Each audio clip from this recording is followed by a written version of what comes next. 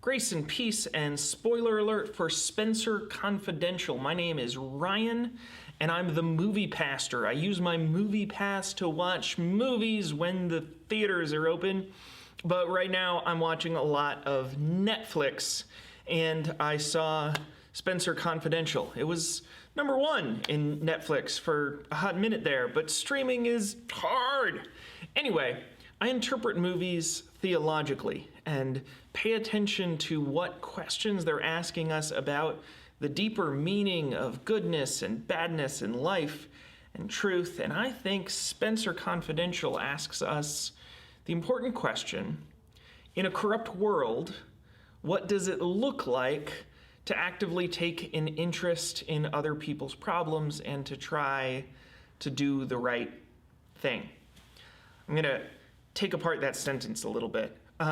Spencer Confidential puts us from its very first scene pretty clearly into a corrupt world. We have this story from Spencer about the bastard deserved it.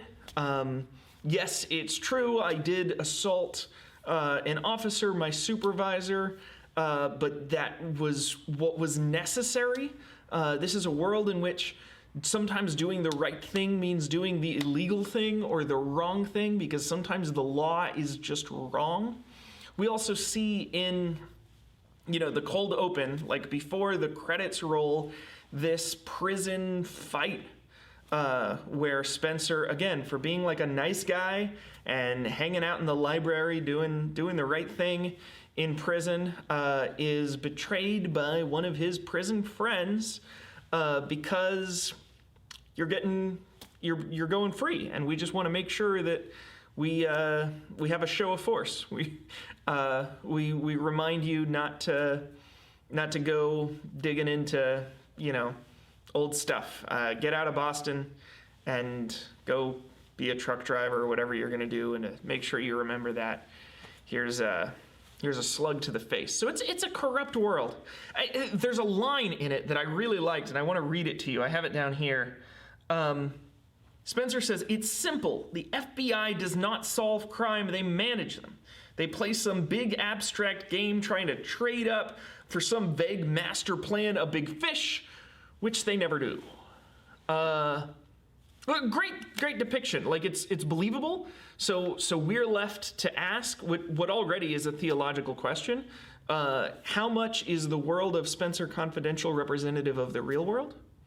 Right? How much is it true that we live in a corrupt world like the world depicted within Spencer Confidential? How much is Spencer Confidential exaggerating the idea that there really are very few good guys, that the institutions are not good guys, versus how much is Spencer Confidential reflecting some real truths? Do you agree with Spencer about the FBI?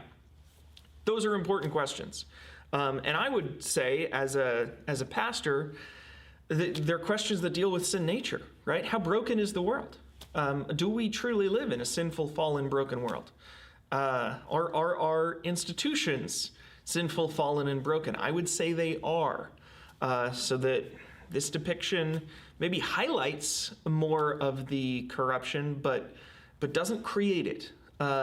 Nevertheless, even if it's a totally hypothetical world, this is a fantasy land in which the world is just utterly corrupt, in which corruption rules. What does that mean then about heroism?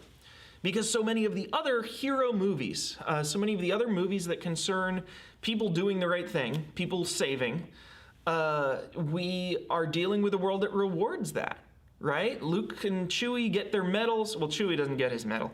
But at the end, there's this medal celebration ceremony. And so often, if you do the right thing, if you solve the crime, you get the girl. Not so in Spencer Confidential. This is a world that is so broken, so gritty, so corrupt that at the last scene, and I love this, they're kind of at a cheap diner. They've spent a lot of money untangling this conspiracy and solving this crime. They've gotten hurt. They've taken whips, and they're here. They've won. And what's their reward for victory? Well, they're they're worse off than they were before. Their reward for victory is that they won. They were victorious. The bad guys in this situation got punished, and they are alive.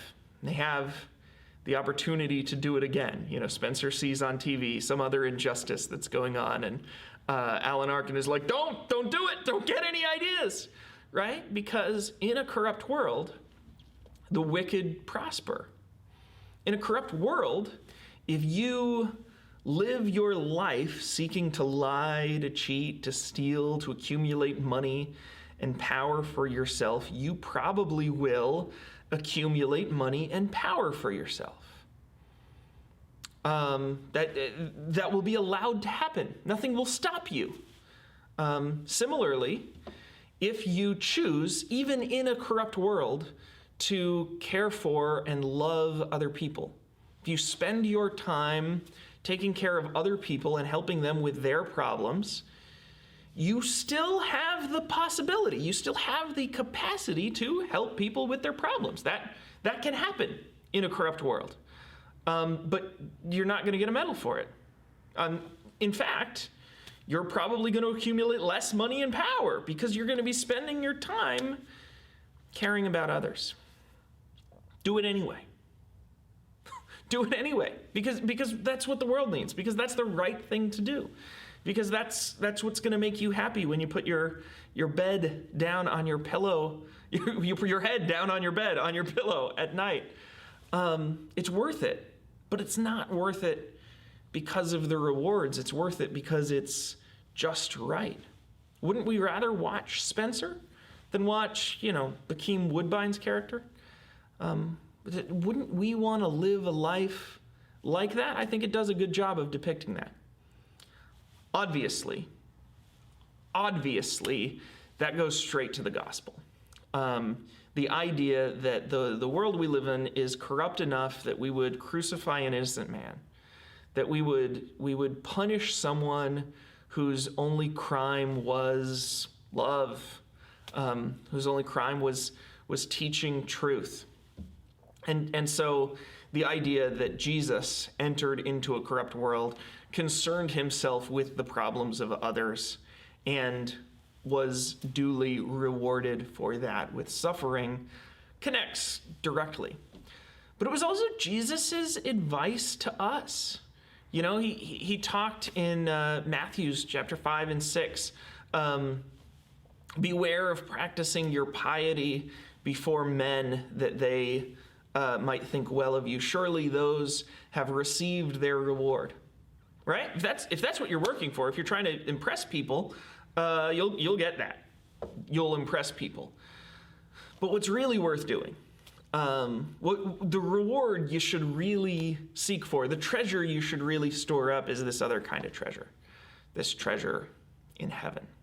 And when in scenes of glory I sing the new song, 'twill be